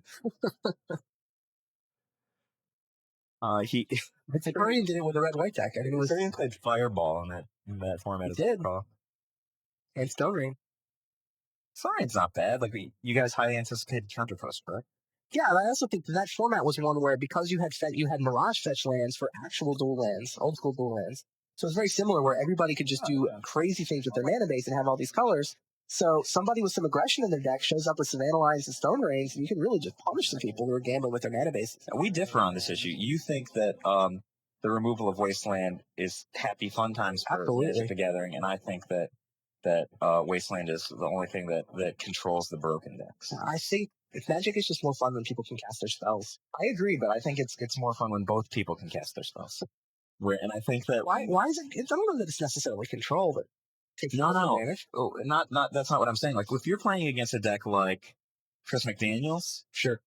I mean, that's kind of a bad Wasteland example because Wasteland's utterly useless against him. But like, you don't get to really play a lot of proactive Magic. The game is short, and you feel completely outclassed. That's the problem with combo. That's not Wasteland, though. So Billy Moreno chose not to put that Arrogant Worm into play. He just... Wow, that's a great play by Billy. Look at this. Why is it great? Okay, he's going to go and put damage on the stack on one of them, right? The one that's putting damage on the stack is going to ting the Amoeba with damage on the stack. Yeah. Okay. Okay. Now he's going to get a free look at the air. Oh, he's putting it over there. Oh, that's going to die. Now suddenly there's damage on an Aquamoeba. It will die if you put the Arrogant Worm into play. He's going to pump Root Well instead. And get it Lava Darted. Now there's no Arrogant Worm. And the Aquamoeba is going to die too. Oh. I mean, it's sort of 3 for 2, but... He might have to hardcast Arrogant Worm this game, because FTK is definitely going to try to kill... What? I wonder if Tormos wants a creature out there for his FTK. But I'm not so sure. I don't like Billy's mana tap. He can't even bluff Circular Logic. True. Oh, what? So is this Threshold? Is it? Oh, that'd be awesome. See, you're cheering for the CMU player, but I'm cheering for Billy because he's coming to New York next week. Pillage on the dual lit. He's actually drafting 1, 2, 3, 5? I don't think it's Threshold yet. I don't like Pillage on the dual lit whatsoever. He's playing against Umezawa's Jitte.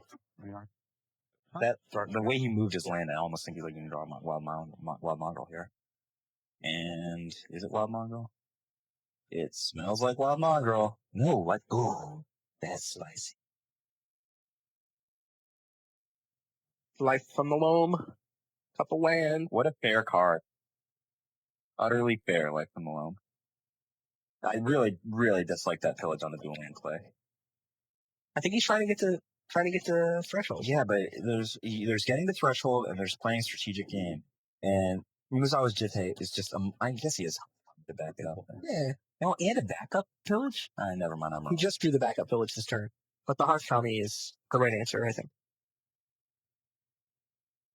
Chih-Hsiang has Pyrostatic Pillar in Game 4, by the way. Chris McDaniel has his work cut out for him. It's like only more than 50% of those games. Depends on if he has other pressure. So what's your play here? Do you play Hearthcounty? Do you play Pillage? Do you run out a 2/2 Fledgling Dragon? I don't think he played Pillage. Well, 2/2 Fledgling Dragon, there's no downside. He's not playing a red deck. But I think Pillage is awful. He just showed you Life from the Loam.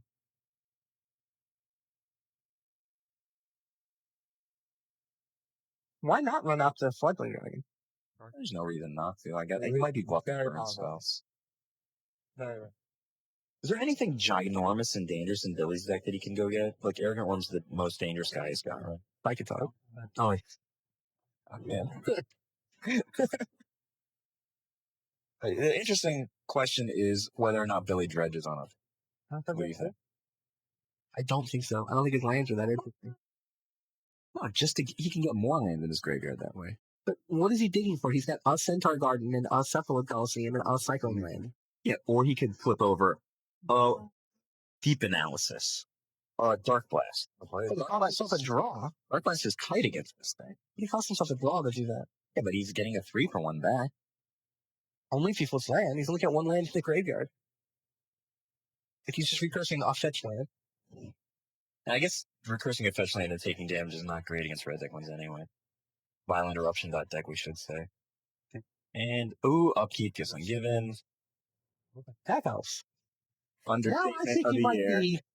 Now I think there might be some evolving in the future. A blast. Wow. That's a great gift ungiven. He's probably going to put Lonely Sandbar here. He's behind, though. I think he doesn't realize how far... I wonder if he has Cabal Therapy in his deck. If he has Cabal Therapy, he'll definitely get it. You're on the deck list. No, in his deck right now. It was in the sideboard. He had the option to bring it in. If he brings in Cabal Therapy and he just therapies him for Flint on Cavu, sees he has a Fledgling Dragon, puts down any dork, flashes it back, the game's over. But I don't think it's in his deck.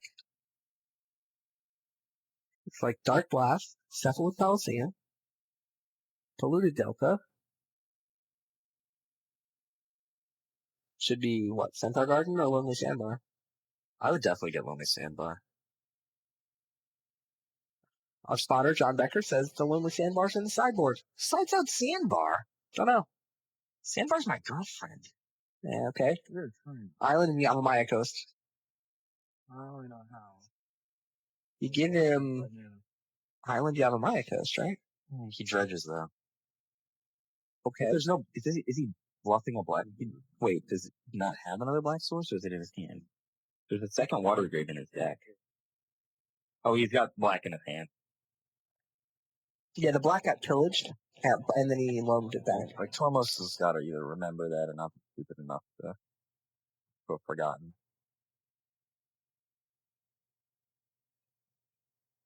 But the only thing that I don't like about this is that Philly really runs the risk of just dying to a Fledgling Dragon in this game. He might not see it yet. He doesn't have a lot of outs against Fledgling Dragon. He has to kind of draw Jitse or Psychatog. He can counter it with Circular Logic. Yeah, but I mean, this Dark Blast killing a Hearthcom, he's gonna put almost close to threshold, if not threshold. And flips an Arrogant Worm and a Smother, which is kind of poopy.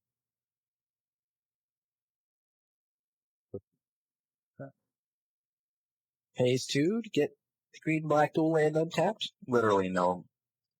That's just strictly better, because he'll take 2 from the Hearthcom either way. Yeah. Look, how many cards in his graveyard, John? Tormos, I think, has 5. So, he's counting it himself. What the hell? Counting attack? There's no reason to pay the life and not kill it here. That's one Jitse. That's a Jitse up, is what we think of it as. What can we go look at the thing?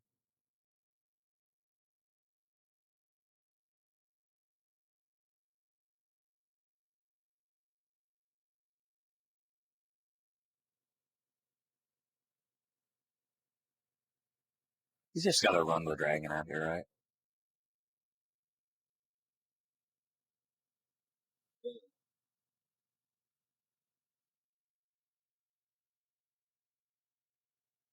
Would you point out dragon? What kind of Goblin Legionnaire is the other play? Shrug. He can get himself to threshold if he really wants to. That's not bad.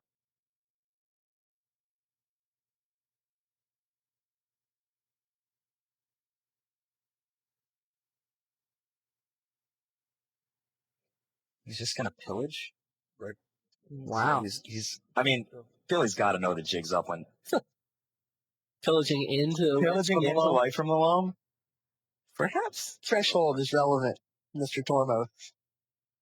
He dredges. Wow. He dredges life from the loam. Billy's hand isn't all that exciting right now. His hand's not good at all. So. He's still got that Arrogant Worm that he never madnessed out. He's got a Root Walla, and he's got a bunch of lands. He's definitely going to cast Root Walla. It's probably going to die. He also has a Wonder. None of those cards do anything. Is dredging even right there? Like, if he had Cycle lands, I'd get it, but he just has land. Not sure he needed more. I wonder if Billy sees it, but that whenever Red Deck Wins is in this position, they're always holding Flame Tongue Cap. Like, they always are holding Flame Tongue Cap. I guess Cephalid Coliseum gives him some good draw. He's not playing his root wallet. He has to play root wallet only in a situation where he has Dark Blast access. As silly as that sounds. It's pretty smart, actually, to not play the root wallet there. It's very good. But the other thing he's doing that's nice is the Cephalid Coliseum is his answer to the cycle lands. Like, he's loaming a bunch of lands into his hand, and he can then discard them into the Coliseum. It's actually faster than cycling. Yeah, his deck's really powerful.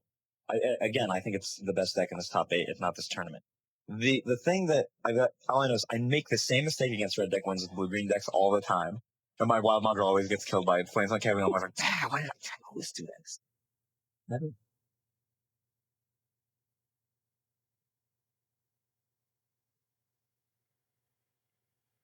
This is so dangerous. Oh, Tormos have to worry about. He's gonna get logic. No, it's not just that. He can get his Dragon Dark Blasted from this spot.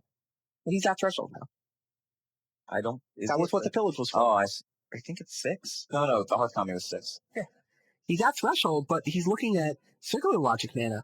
Billy's play, not only does he not feed Root Wallet to Flame Tongue combo, he also gets to bluff circular logic when he can then end step use his mana for the Coliseum, which is the play he really cares about. He can't madness it. He has to use the Coliseum. Punishing is everything. I'm gonna do really good then. He can end step Coliseum. He doesn't have circular logic. My point is he gets to bluff circular logic. I understand what you're saying, but do you think that's what Tormos is playing around? Yeah, I think that's why he's not running the dragon out there. He's looking across at counterspell magic. He thinks his game is all about fledgling dragon. He does not realize it'll just resolve. That if he plays the dragon, he wins, right? Here it comes. Oh, he goes for it. Thought about it, didn't really have another option. Came up with the right play. You got to just run it out there. I mean, 5/5 Firebreather.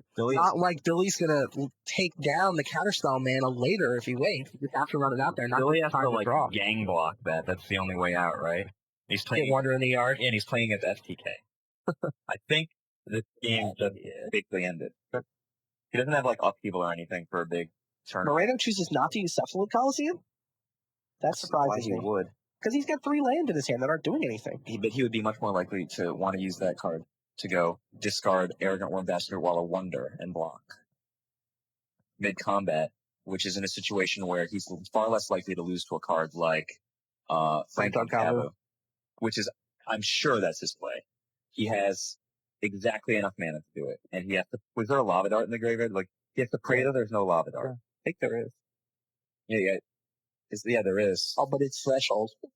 He loses the mountain. He keeps threshold. I think he has to just bite it. Does he have the mana? Let's see what's in that. He's 1 short. Yeah, he's 1 short. Being able to pump the root wallet. He's going to take 8 here.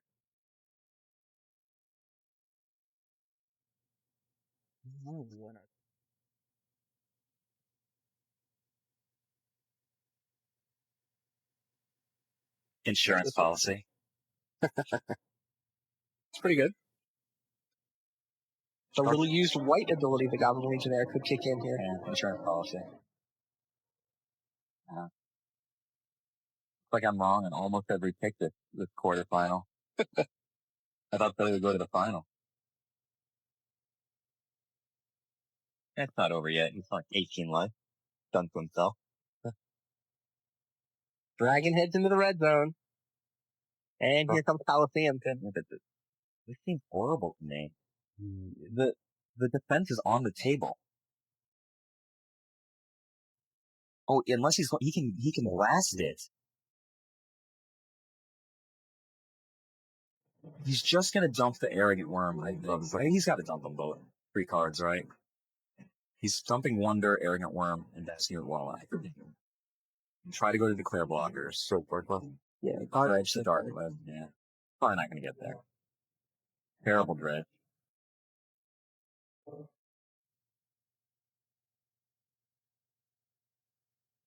Yeah, you're right. The white ability on the Goblin Legionnaire is going to be what matters here. Arrogant Worm, Root Wallet, and Okay the Madness.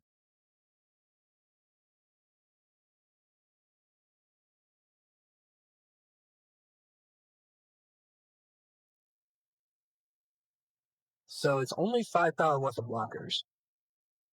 And there is a Lava Dart. Yeah, I mean, I think Dart's probably going to go to Root Wall before anything gets there. I would think. And then he's going to put Arrogant Worm in front of Fledgling Dragon and use. He's got Dark Blast. Yeah, I mean, like he's got to play. He knows that Dark Blast is in Billy's hand, so there's a reason that he played the Goblin Legionnaire to begin with, and he was probably not putting Goblin Legionnaire on using the white ability, but regardless, I have a fun blocker. I don't think he's gonna. Oh, yeah. Billy's gonna try to go to blocker. It looks like he's going to block. Like he's not blocking both. Doesn't help applying damage on stuff. It does help. You still lose the white ability of Goblin Legionnaire. So that's 2. So that's a total of 5, 6. That's it.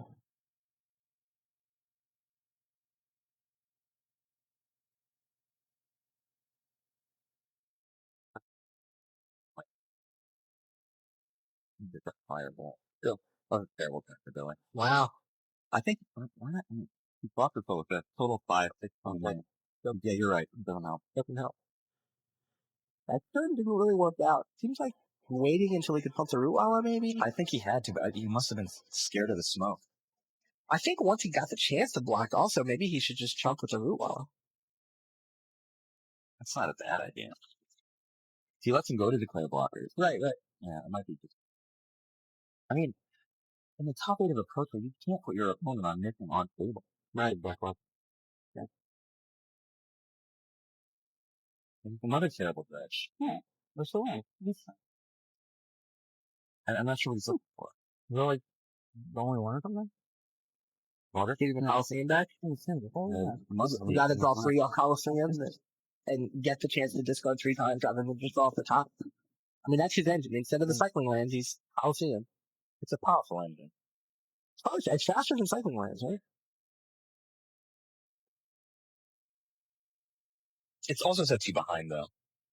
So cycling lands, you don't fall behind. It's a good point. This one uses up your land drops, and the cycling land engine does not. Like the primary limiting factor in Magic is secondary limit. That is a good card. Except for he can't even Madness and Arrogant one here because I know this. Because he already played a land. No, he didn't play a land. Yeah, okay. Worm. I know that. It's that. He doesn't know that there's a playing on damage. Very bad. Madness is not.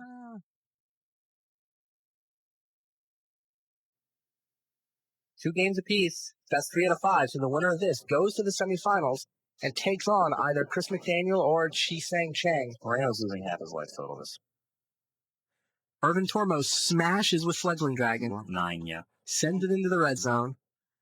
I would not even hold back. Every red man is going into that if I'm on 9. this side. Yeah. Crunch. Half of Billy's life total. No reason to give him an out on prior to this card that he doesn't already have. Billy doesn't have any kind of a terror, right? Nothing. Okay. Like 6 on He's basically got to draw teeth. You're done. He does have Wander in the yard. He has to draw teeth. Teeth like gets his father now. It's just, how many cards has Ervin Tormos got in hand? We know he's playing Chang Kabu. Which is, it's only halfway relevant if Billy playing a teeth. Yeah. He has more than enough graveyard to fuel teeth. Looks like very powerful ones. Like, pumping the Psychatog past Flametongue Kavu, there's no relevance. Ooh, one of them's a Lava Dart. Lava Dart, Flametongue Kavu. Ervin Tormos. Actually, Billy's in there's a Lava Dart down and a Fireball down, so it's 2, 3, 5.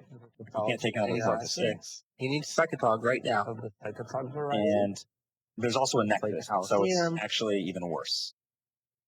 Pops Coliseum. Gotta find Dr. Teeth. There's at least one Psychatog in the bin, so. Yeah. Draws Duress. Draws Arrogant Worm. Oh, that's a good start. And Wild Mako Arrogant Worm. Oh, there it is! Oh. Wow. And Arrogant Worm's gonna open up the party. He's got a Circular Logic in his hand too, with the mana to cast it. Does he have sufficient mana? This actually If he has sufficient mana, that's 6. He cannot go Arrogant Worm and Psychatog. He has to just not play the Arrogant Worm. Right. He has to just have the awareness to be like, Psychatog Circular Logic is my game plan.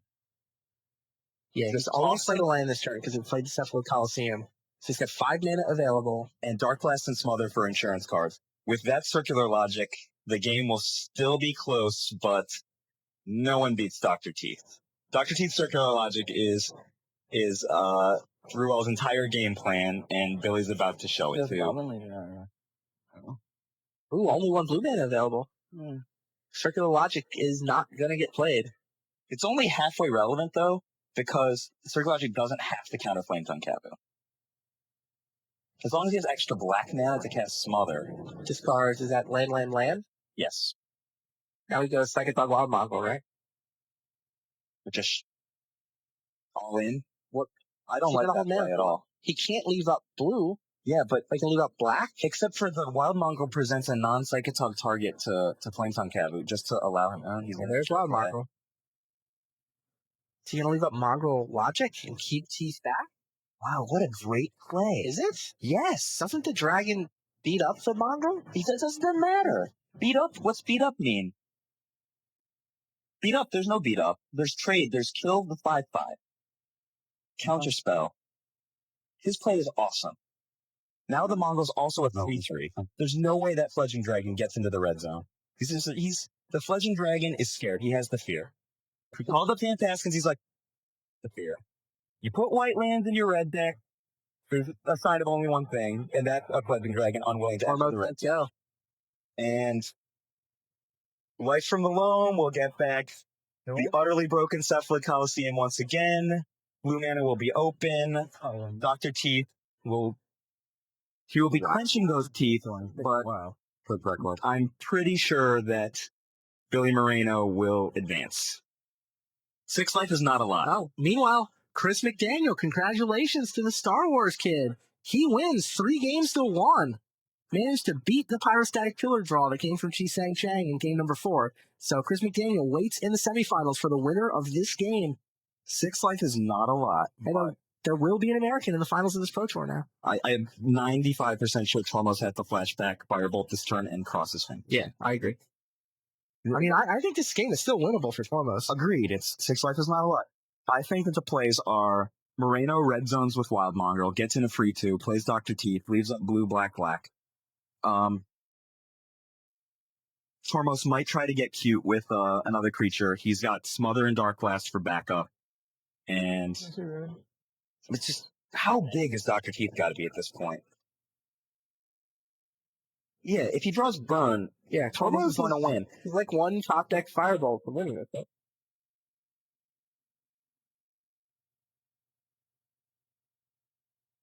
Like, oh no, Billy has the backup Arrogant Worm too. Sure. Like, not only will Fledging Dragon not fight Dr. Teeth. No, it's all about damage. It's just a question of whether Tormos can draw enough burn to deal 6 before Moreno can get through. I think Moreno's too fancy on these plays. He's too busy drawing a million extra cards, right? He has to have enough mana to deploy Dr. Teeth and defend. That's what's important. I mean, Wild Mongrel's definitely, I guess Life from the Loam is right there because it allows Mongrel food. Yeah, it allows Mongrel. He's got a red zone here. Yeah, he wants the Mongrel to be able to beat up the dragon. Like, he's got to know that he's on a short leash. Any burn spell off the top of Tormos' deck is basically lethal because of the Fireball. So Billy only has 2 options. Yep. Luckily, one of them involved using Cephalid Coliseum to hopefully draw another counter. But basically, any burn spell is sayonara. Do you think he's contemplating a greedy Arrogant Worm play here? No. His plan has got to be red zone, Dr. Teeth, go.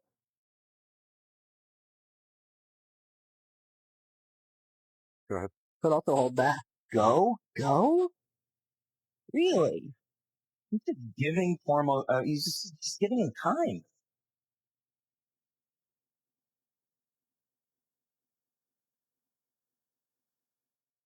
This is just come flashback Firebolt to the face. Right. That's 4 flames on top of him.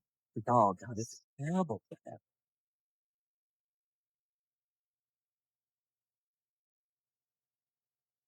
Can activate Coliseum. It looked like Jitta from the bottom. I think he's actually seeing how many circular locks he's got left in his deck. But Ancestral Recall is good, I hear. No, the camera just left his hand. Didn't get to see what he drew. Jitta land Logic. And Coliseum delivered up Circular Log. once again, does he have, how much mana does he have? 3? Arrogant Worm will calm down his turn. Oh, 2 mana? Just 2 mana. Let's see, the glare on those sleeves makes it look like 3. Yeah, he just used his blue for the Circular Logic.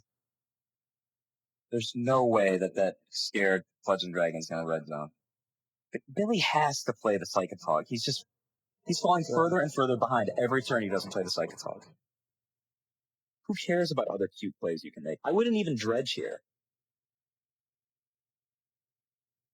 You've got to have a ton of cards in here. Mongrel food, Tog food, whatever. Red zone, Psychatog, go.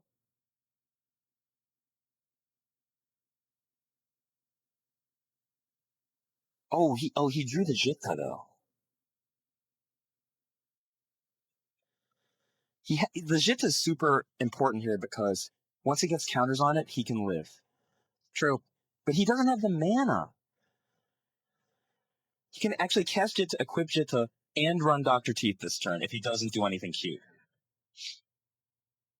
Nothing cute. No cute plays. Looks like a pretty straightforward turn. Yep, no dread. Decline to dredge. It's definitely right to decline to dredge. Psychatog, Jitta, red zone. These are the things that have to be done. Because if Jitta comes online, then burn is no longer a problem. But we know that Moreno is within Wild Mongrel into the red zone. with no Jitta attached. Okay. Seems like enough for me not to block. I just do not understand this play. Why not equip Jitta to Wild Mongrel prior to bashing? Unless he's going to go for a cute play. If Chad Elf were dead, he'd be rolling over in trade. There's Psychatog. And he had to deploy a land and pass, because there's no way you play post-combat Jitta in this situation. Land pass.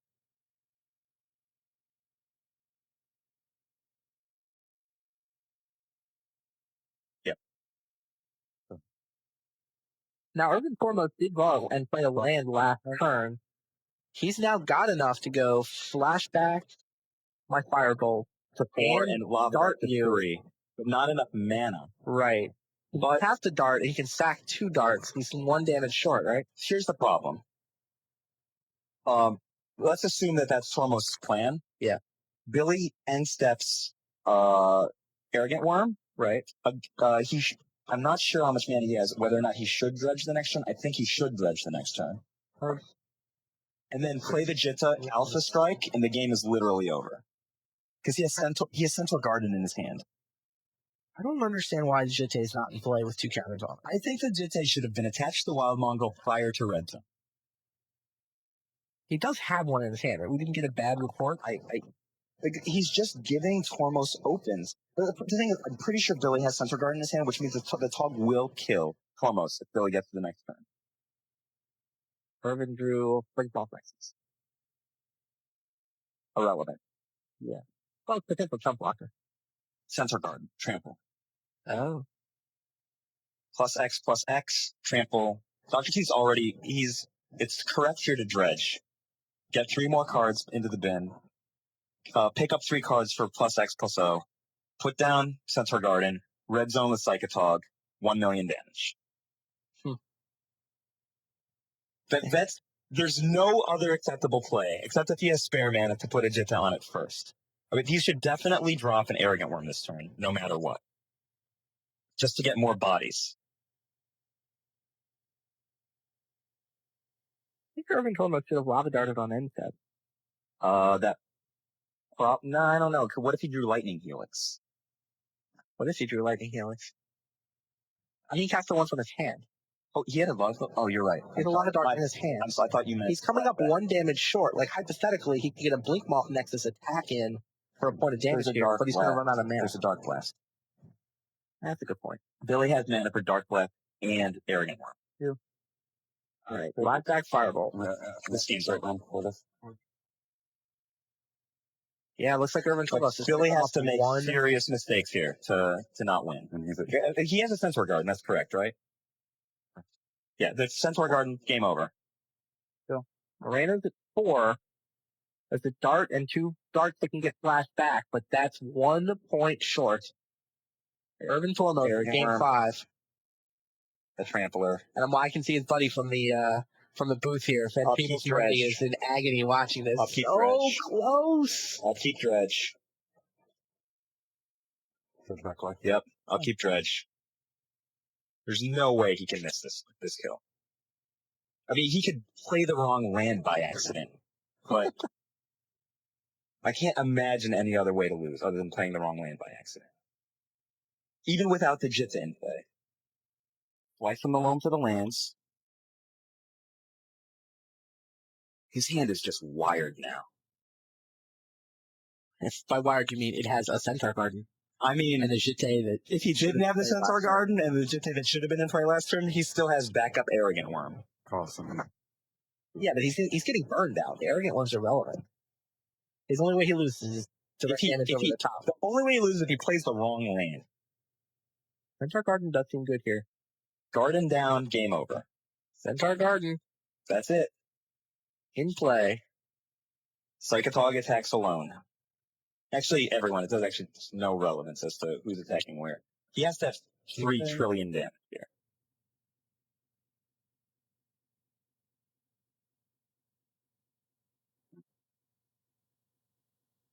You sure Centaur Garden gets trample? I think it gets trample.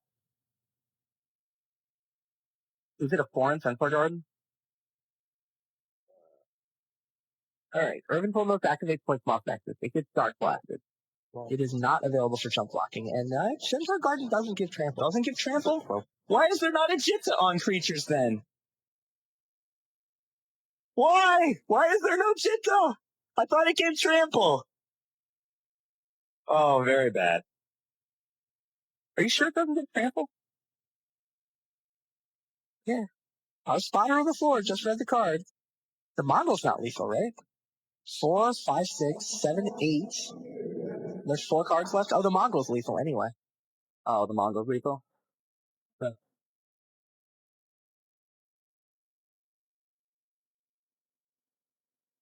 Yeah, that looks like it's enough.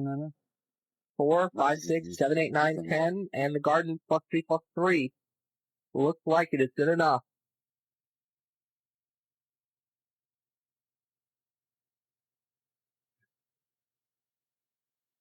Billy Moreno, ladies and gentlemen. The nice teched out blue-green Madness deck. Life from the Loam. Everybody else did cycling lands. There's the Jitte. It dealt the extra point of damage. And there's the hand. Billy Moreno, 3. Ervin Tormos, 2. Moreno advances to the semifinals. That's where he'll take on Chris McDaniel. It'll be Madness against Mind's Desire. On the other side of the bracket, we've got Kenji Tsumura's Psychatog deck versus Antoine Ruel's Psychatog deck. Wow. Let's hear it for the crazy game. That was a great game of Magic. Absolutely great game of Magic. And we will have more great games of Magic, I hope, in the semifinals. We're going to take a lunch break right now. We'll be back in approximately 1 hour. I'm going to guess 2:30 local time, and we'll make sure to get a graphic up on the screen for those of you on the internet so you know exactly when we're coming back. But we will see you for the semifinals in about an hour. I'm Randy Bueller for Mike Flores, signing off. Talk to you then.